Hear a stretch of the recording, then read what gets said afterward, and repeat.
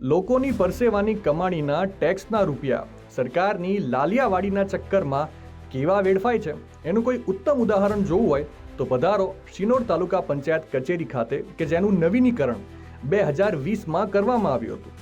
2,40,00,000ના ખર્ચે નવી બિલ્ડિંગ બનાવવામાં આવી અને 5 વર્ષમાં જ ફ્લોરિંગ સ્ટાઇલ્સ તૂટી ગઈ છે।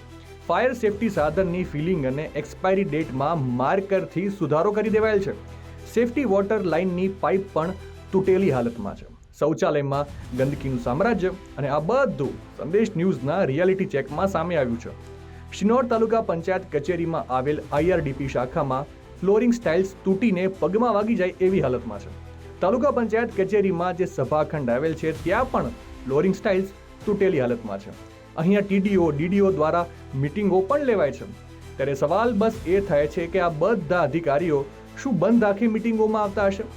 લોકોના ટેક્સના કરોડો રૂપિયા બેદરકારીના લીધે સ્વાહા થઈ ગયા તો આની જવાબદારી લેશે કોણ? આ બાબતે તમારો શું અભિપ્રાય છે? કોમેન્ટ કરીને જરૂરથી જણાવજો।